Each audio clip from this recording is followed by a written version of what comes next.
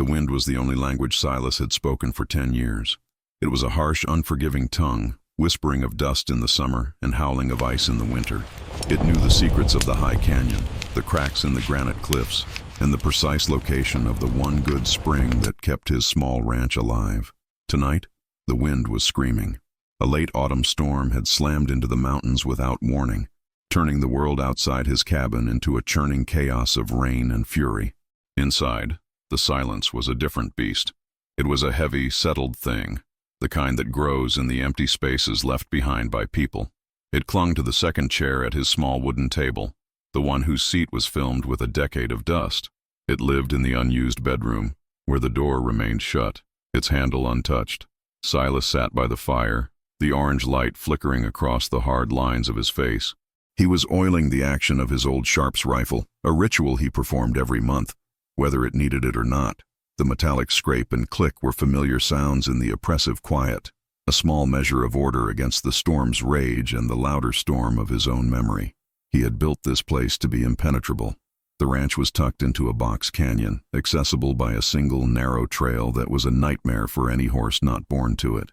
The cabin itself was more fortress than home, built of thick-cut timber with solid shutters he could bar from the inside. It was a sanctuary designed by a man who wanted, more than anything, to be left alone. For 10 years it had worked. No prospector, no lost traveler, no curious rider had ever made it to his door. Until tonight. Through the howl of the wind, another sound bled through, a frantic, rhythmic pounding. It was so alien, so impossible, that for a moment Silas thought the storm was playing tricks on him, tearing at a loose shutter. But then it came again, harder this time. Thump, thump, thump. Someone was at his door. Every instinct, honed by a war he tried daily to forget, screamed at him. Trouble didn't send a telegram. It showed up on your doorstep in the middle of a storm. His hand tightened on the rifle. The safe thing to do, the smart thing, was to ignore it, to let the storm have whoever was out there. That was the rule of this new life. No attachments, no involvement. The world had its own course, and he had deliberately stepped off it.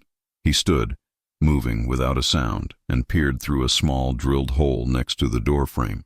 The wind and rain made the world a watery blur, but he could make out a shape, a figure slumped against the door, small and wrapped in what looked like drenched rags. He couldn't tell if it was a man or a woman, only that they were alone. The pounding stopped, replaced by a weak scratching sound, like a desperate animal. Silas closed his eyes.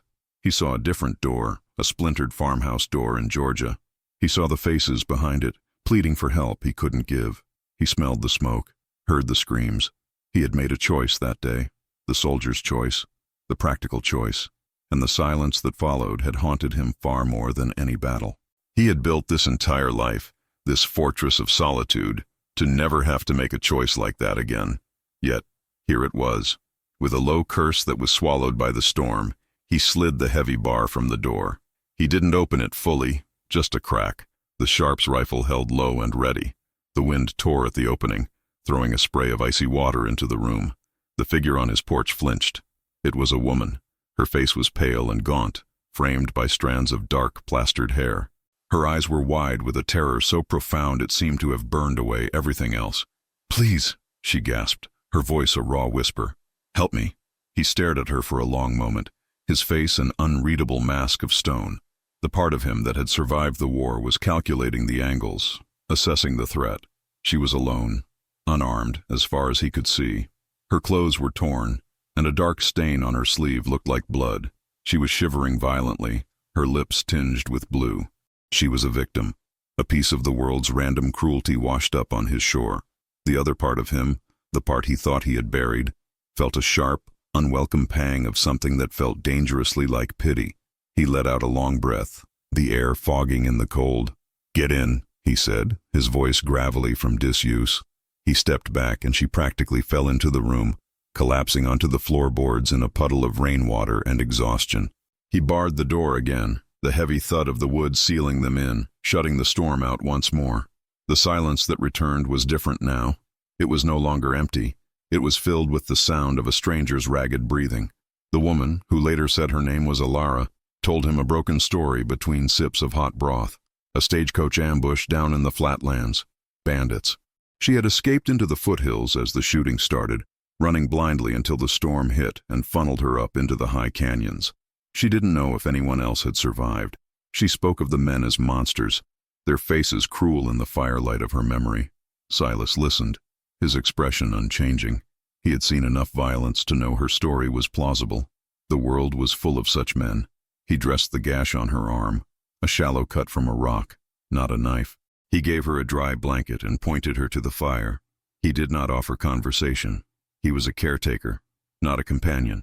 He was fixing a problem so it could leave. He watched her as she huddled by the hearth, the firelight catching the tremor in her hands. She looked fragile, like a bird with a broken wing. And yet, there was something in her eyes, a flicker of intelligence behind the fear, that kept him on edge. He chalked it up to his own paranoia, a ghost of the soldier who saw threats in every shadow. He gave her his bed for the night, the one he actually used. He would take the floor by the fire, his rifle beside him. It wasn't trust, it was control. "You'll be safe here for the night," he told her, the words feeling foreign on his tongue. "When the storm breaks, I'll see you down to the main road." She looked up at him, her dark eyes reflecting the flames. "Thank you," she whispered, and for the first time, the fear in her expression was replaced by a look of profound gratitude. "I don't know what I would have done." Silas just nodded and turned away, unwilling to accept her thanks. Gratitude was a currency that bought connection, and connection was a debt he could no longer afford to pay. As he lay on the hard floor that night, listening to the storm and the soft breathing from his own bed, he felt a deep unease. He had broken his one rule. He had let the world in. He told himself it was just for one night. By morning, the problem would be gone, and his silence would be his own again. He was wrong. The storm broke just before dawn, leaving behind a world washed clean and eerily quiet. The first sign of trouble was not a sound, but a feeling, a subtle shift in the air that made the hair on Silas's arms stand up. He was awake instantly, his hand finding the cool stock of the sharps. He moved to the window, peering through the gap in the shutters. Down at the narrow mouth of the canyon, where the trail began its treacherous climb, were riders. 6 of them. They weren't bandits. They moved with a grim purpose, their gear uniform, their rifles held with professional ease. One man at the front, broad-shouldered and wearing a dusty coat, pointed up towards the cabin. Silas didn't need to see a badge to know what they were. Lawmen, or something like it. He turned from the window. Alara was already awake, standing by the hearth. The fear was back in her eyes, but it was different now, colder, more focused. "They found me," she said, her voice trembling. "Who are they?" Silas asked, his voice low and urgent. "The men who hired the bandits," she replied, her gaze fixed on the door. "They're deputies, from Blackstone County. They wanted something from a passenger on the coach, a ledger. They were supposed to make it look like a robbery." Silas processed this new information. Corrupt lawmen, far more dangerous than simple outlaws. They would be relentless. He looked at the woman, then at his fortress. "They can't get their horses up that trail easily. We have time." "Time for what?" she asked, her voice tight with panic. Silas didn't answer. He was already moving, his actions fluid and precise. The decade of peace fell away from him like a snake's skin, revealing the soldier beneath. He checked the load in his sharps, grabbed a box of cartridges, and slung a second rifle, a Winchester repeater, over his shoulder. He looked at Alara. "Stay away from the windows. Don't make a sound." The lead deputy, a man with a cruel slit of a mouth and a swagger that spoke of unchecked authority, left 2 men with the horses and began the climb on foot with the other 3. They moved arrogantly, not expecting any real resistance. They thought they were cornering a frightened woman. They didn't know they were walking into Silas's world. Silas was not in the cabin. He had slipped out the back using a concealed exit he'd built for just such a possibility, and was now 50 yards up the canyon wall, hidden in a crevice of rock that gave him a perfect view of the trail. The canyon was his weapon. He knew every rock, every dip, every place a man could find cover or a loose footing. The deputies were halfway up when Silas made his first move. He didn't fire his rifle. He dislodged a single large rock with a crowbar. It tumbled down the slope, starting a small avalanche of scree and gravel. It wasn't aimed to kill, but to separate. The lead deputy and one of his men leaped forward, scrambling past the slide. The other 2 were forced back, cut off from their leaders. "Flint, what was that?"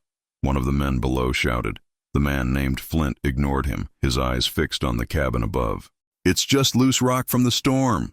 Keep your nerve," he yelled back, but his hand went to his pistol.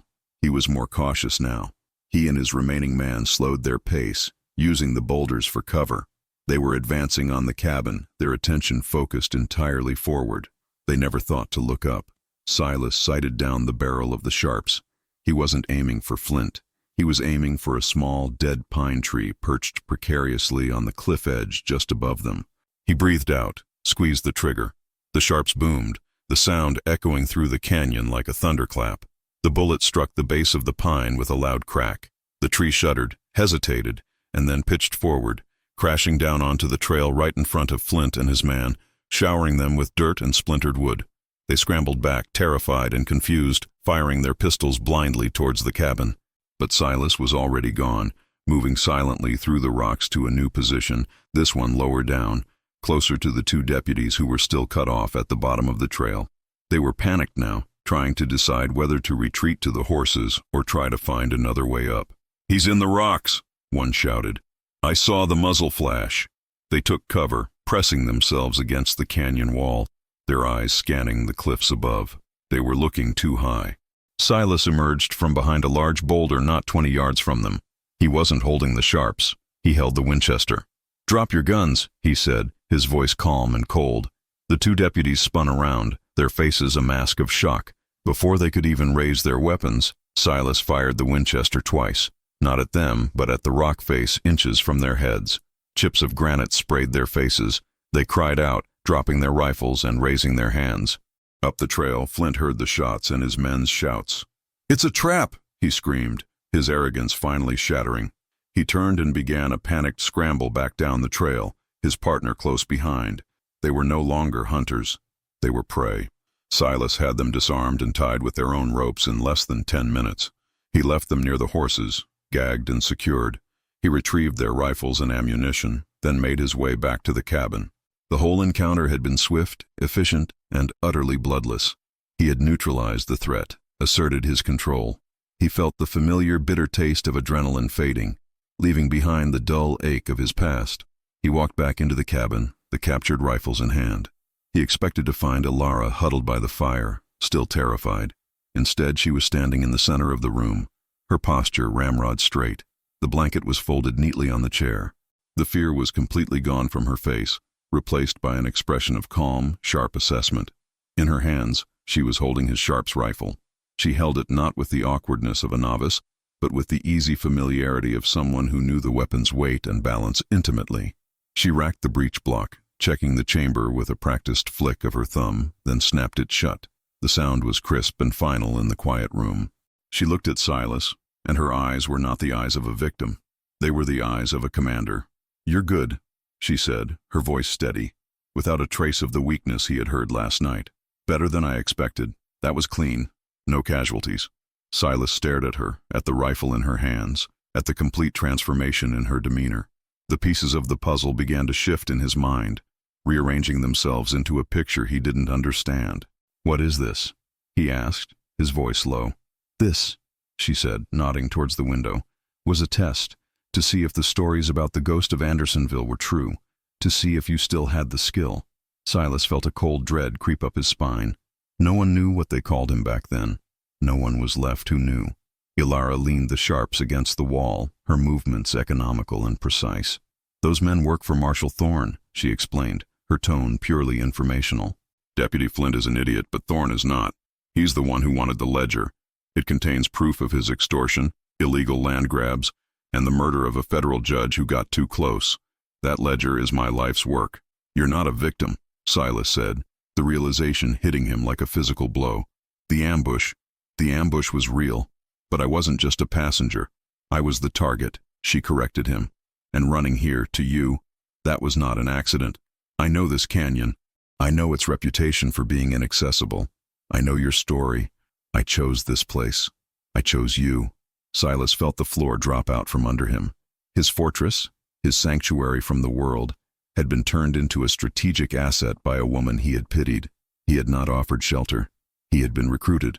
"Why?" he managed to ask.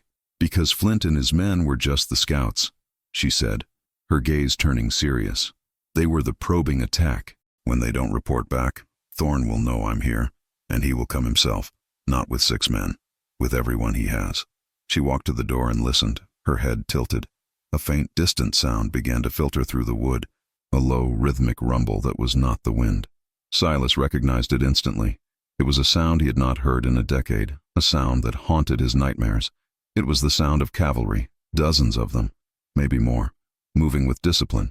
The rumbling grew louder, a steady, ominous drumming that seemed to shake the very foundations of the canyon. Ilara looked back at him, her face grim. "I didn't lie to you, Silas. I am being hunted. I just didn't tell you that I planned to hunt them back right here. I needed a fortress, and I needed a ghost to help me defend it. The real fight is about to begin." The drumming of hooves was no longer distant. It was at the mouth of the canyon now. 100 horses, maybe more.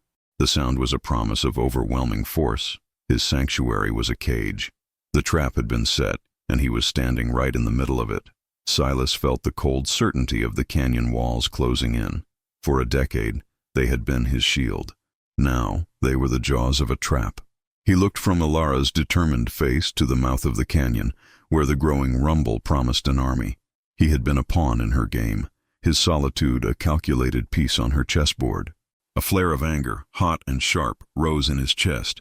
It was the anger of a man who had his one sacred rule violated, his sanctuary defiled not by an enemy, but by an ally he had been tricked into helping. "You led them here," he said, his voice a low growl. "You used me." "I used this place," Ilara corrected, her voice losing none of its newfound authority. "And yes, I used the legend of the man who lives here, a man who could hold off an army from a single choke point. The stories about you, Silas, they travel further than you think. Old soldiers talk. They say you held a pass in the war for 3 days, alone, against 100 men. They called you the Ghost." The name hit him like a physical blow, stealing his breath. It was a name whispered in campfires and field hospitals, a name he thought had died with the men who spoke it. "That man is dead," Silas rasped, turning away from her to stare out the window. "Is he?" Ilara challenged. "Marshal Thorne doesn't think so. He's not a man who takes chances. He knows about the ledger. He knows I have it, and he's coming to burn this canyon down to the bedrock to get it. He's bringing every man he commands, and every hired gun he can find." She stepped closer, her tone softening slightly. "I'm sorry for the deception, Silas. Truly. But I looked for a man of honor, a man with the skill to see this through. There was only you." The rumble of hooves was a roar now. Through the gaps in the shutters, Silas could see them spilling into the canyon floor. Not 100. More. A small army, moving with the disciplined order of cavalry, fanning out to surround the base of his trail. At their head was a man on a magnificent black horse. Even from this distance, he radiated an aura of absolute command. He wore a crisp duster and a silver badge that gleamed in the morning sun. Marshal Thaddeus Thorne. Thorne raised a hand, and the entire company halted as one. He dismounted, handing his reins to a subordinate.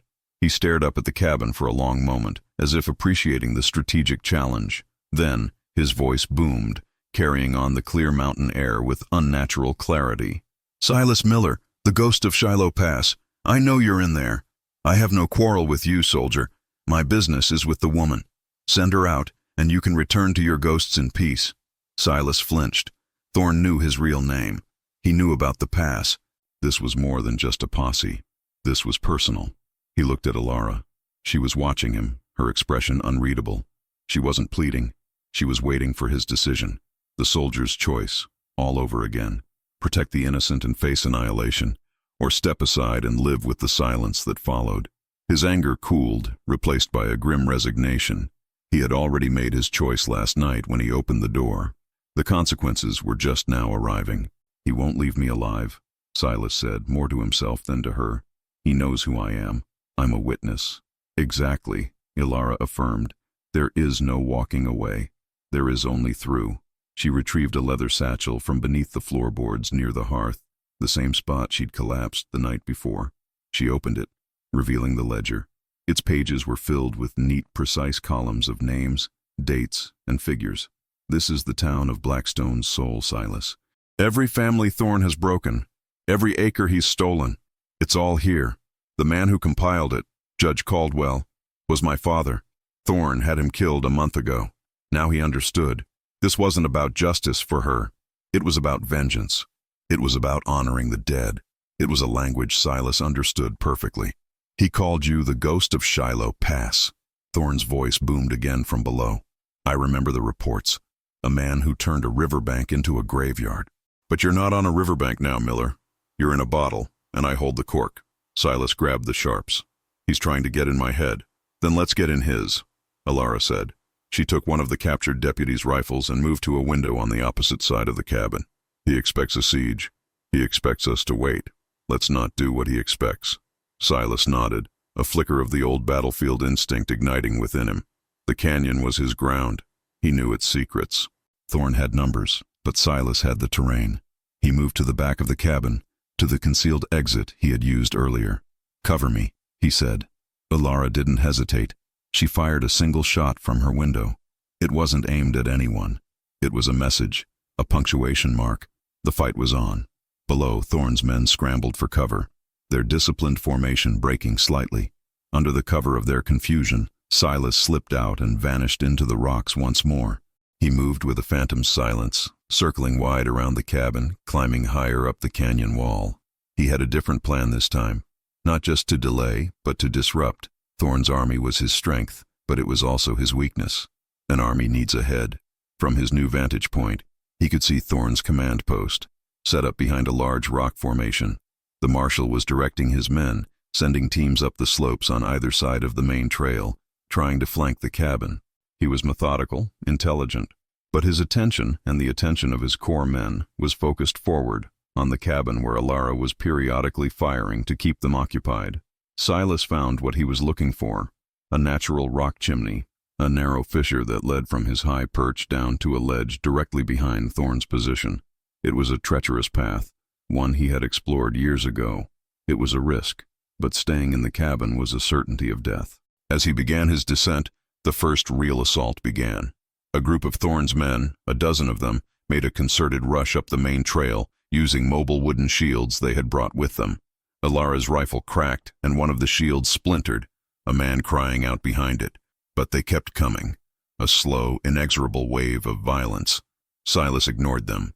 He trusted Alara to hold the front. His job was the marshal. He slid the last few feet down the chimney, landing softly on the ledge. He was now less than 30 yards from Thorne, concealed by a stand of gnarled junipers. Thorne was talking to a heavy-set man, pointing up at the cabin. "Use the fire arrows," Thorne commanded. "I don't want the cabin leveled. I want it uninhabitable. Smoke them out. I want that ledger intact." Silas raised the Sharp's rifle. It would be an easy shot. He could end it right now. One bullet and the army would be leaderless. But the soldier in him hesitated. It wasn't just about killing Thorne. It was about the ledger. It was about the justice Alara and her father had died for. A dead marshal was just a dead man. A captured marshal, tried and convicted by his own evidence, was a symbol. That was a victory that would last. He lowered the rifle. He had to change the equation. He scanned the men around Thorne. They were the hard ones, the loyalists. But further back, mixed in with the larger posse, he saw other men. Men who looked less like hired guns and more like farmers with rifles. They looked nervous, their eyes shifting. They were the bulk of Thorne's force, but they didn't have the same cold fire in their eyes. They were conscripts, likely bullied into service. A new plan formed in his mind, audacious and born of desperation. He needed to break the posse's will. He circled back, using the terrain to remain unseen, until he was positioned above the main group of reluctant-looking deputies.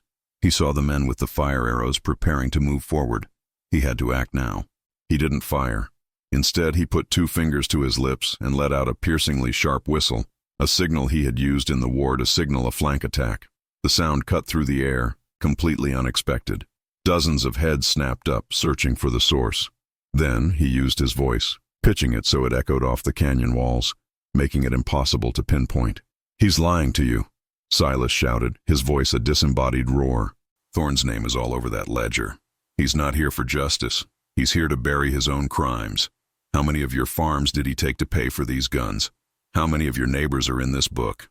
A murmur of unease rippled through the posse. Men looked at each other, then at Thorne, who had spun around, his face a mask of fury. "Find him!" Thorne bellowed to his loyalists. "He's in the rocks! Find him and kill him!" But the seed of doubt had been planted. The nervous men hesitated. their rifles held a little lower. Silas whistled again, this time from a different position, having scrambled 20 yards to his left. "Judge Caldwell named names before he died," he boomed. "The ledger is going to a federal court. You think Thorne's badge will protect you when you're tried as accomplices to murder and treason?" Now the unease was turning into outright fear. Some of the men began to back away, lowering their weapons. They had signed on to catch a fugitive, not to be part of a criminal conspiracy. Thorne saw his control slipping. "Hold your positions, you cowards!" he screamed, his charismatic veneer cracking to reveal the tyrant beneath. He drew his own pistol. "The next man who moves gets a bullet from me." It was then that the cabin door flew open, but it wasn't Ilara who emerged. It was smoke, thick black smoke, pouring from the windows. The fire arrows had found their mark. The fortress was burning. Silas's heart sank. He had miscalculated. He had been so focused on breaking the posse that he hadn't realized the cabin's defense was failing. Through the smoke, he saw Ilara stumble out onto the porch, coughing, her face smeared with soot. She held her rifle in one hand and the precious ledger in the other. She was trapped. Thorne laughed, a triumphant, ugly sound. "It's over, Ghost. Your fortress is an oven." He gestured forward. "Take her, and bring me my book." His loyalists surged forward, their confidence restored. The wavering men, seeing the tide turn so decisively, began to raise their rifles again, caught between their fear of Thorne and the certainty of his victory. Silas was too far away, his position exposed. It was over. He had failed. And then, something impossible happened. From the back of the posse, a single rider urged his horse forward. He was a small, well-dressed man in a city coat, looking utterly out of place. He rode not with confidence, but with a visible tremor, his hands shaking on the reins. Silas recognized him from town descriptions Ilara had given him. It was Dr. Aris Thorne, the Marshal's younger brother, the town doctor, known for his timid nature and his utter subservience to his powerful sibling. "Thaddeus, stop this!" Aris cried, his voice thin and reedy. "This has gone too far. These are our people." Marshal Thorne turned to look at his brother with pure contempt. "Get back in line, Aris. This doesn't concern you. Go back to your potions and your books." "They are burning a woman alive," Aris pleaded, his horse stepping nervously. "For a book? For your pride?" Thorne strode over to his brother's horse and grabbed the bridle, yanking the animal's head down. He looked up at his brother, his face inches away. "I built this county," he hissed, his voice low and venomous. "I own every man, every rock, every breath of air in it, including yours. I told you to stay out of my way. Now you have publicly embarrassed me." With a sudden violent motion, Thorne struck his brother across the face with the back of his hand. The blow was brutal, knocking Aris from the saddle. He fell to the dusty ground in a heap. The entire posse went silent, watching. "Doctor?" Aris Thorne lay on the ground for a moment, a trickle of blood running from his lip. He looked at his brother, the bully who had tormented him his entire life. He looked at the burning cabin, at the woman silhouetted against the flames. He looked at the faces of the townsmen in the posse, their faces a mixture of fear and shame. And in that moment, something inside the timid doctor finally broke. Or perhaps it was finally forged. He slowly pushed himself to his feet, wiping the blood from his mouth with the back of his sleeve. He stood a little taller than before. The tremor was gone. "No, brother," Aris said, his voice quiet but carrying with newfound steel. "You don't own us." He reached into his coat. Thorne thought he was reaching for a weapon and sneered, but Aris didn't pull out a pistol. He pulled out a white handkerchief. He held it up, a single stark white flag against the chaos of the canyon. For a second, nothing happened. Thorne just laughed at the pathetic gesture. "A handkerchief? You challenge me with a handkerchief." But it wasn't a challenge. It was a signal. All around the canyon, dozens of men in Thorne's posse, the nervous farmers, the conscripted shopkeepers, the men Silas had tried to sway with words, suddenly moved as one. They didn't lower their guns. They turned them. Rifles that had been pointed at the cabin were now leveled directly at Marshal Thorne and his small, stunned group of loyalists. The overwhelming force had turned on itself. Thorne's jaw dropped. He spun around, his eyes wide with disbelief, seeing the ring of steel that had formed around him. "What is this? Treason?" he sputtered. "No, Marshal," said a grizzled farmer, his hunting rifle aimed squarely at Thorne's chest. "It's justice, Doctor.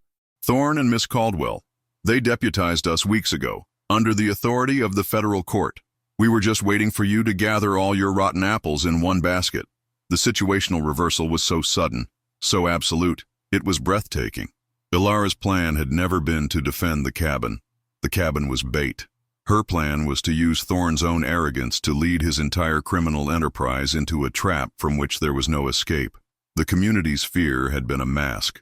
Their silence had been a strategy. Thorne's loyalists, realizing they were outnumbered 10-1, began to drop their weapons. All except the marshal. Rage contorted his features. He was a king whose subjects had just stormed his castle.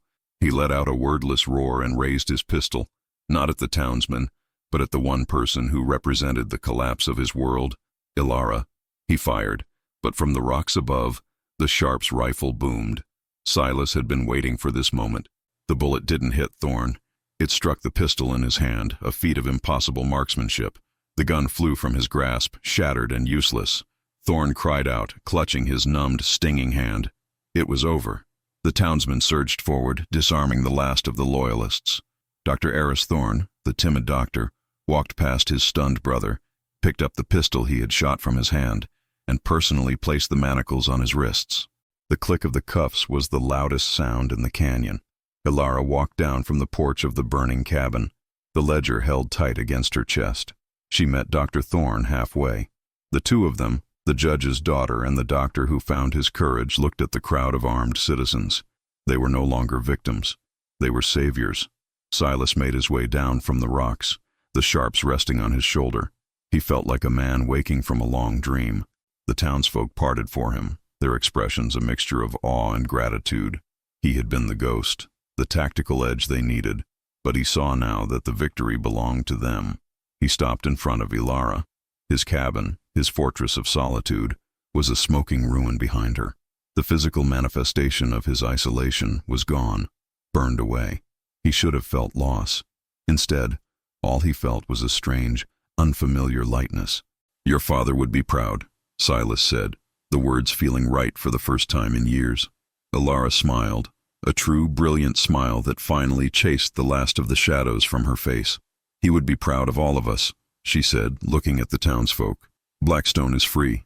In the weeks that followed, the canyon fell quiet again, but the world had changed. Marshal Thaddeus Thorne and his core loyalists were taken by federal agents, the ledger providing an ironclad case that would dismantle criminal networks across 3 territories. Dr. Eris Thorne, no longer living in his brother's shadow, was elected the new mayor of Blackstone by a unanimous vote. Silas did not rebuild his cabin in the same spot. With help from the people of Blackstone, he built a new, smaller ranch house on the edge of the canyon, where the trail met the open plains. It had no special fortifications. The windows were large and uncovered, and the front door had a simple latch, not a heavy bar. He didn't seek out the silence anymore. Sometimes children from the town would ride up to his ranch to hear stories, not of the ghost of Shiloh Pass, but of the man who helped their fathers take back their home. He found to his surprise that their laughter was a more welcome sound than the howling of the wind. One evening, Ilara, who had stayed to oversee the town's restoration, rode up to his new porch. She was leaving the next day, her father's work finally complete. They stood together, watching the sun set over the plains, painting the sky in hues of orange and purple. "You're not a ghost anymore, Silas," she said softly. He looked at his hands, no longer just the hands of a soldier, but the hands of a man who had helped build a fence for his neighbor that morning. "No," he agreed. "I guess a man can only be haunted for so long before he decides to live." The fortress of stone he had built to protect himself had been destroyed, but in its ashes, he had found something far stronger, a connection to the world he had tried so desperately to leave behind. The wind still whispered across the plains, but it no longer spoke of solitude. It sang a song of community, of courage, and of a future he was finally ready to face. Silas Miller learned that a fortress of stone is no match for a fortress of human spirit, and the people of Blackstone proved that the courage of one can ignite the strength of many. The spirit of the West lives on in tales like these. To hear more stories of unlikely heroes and the communities they inspire, subscribe to our channel and become a guardian of their legacy.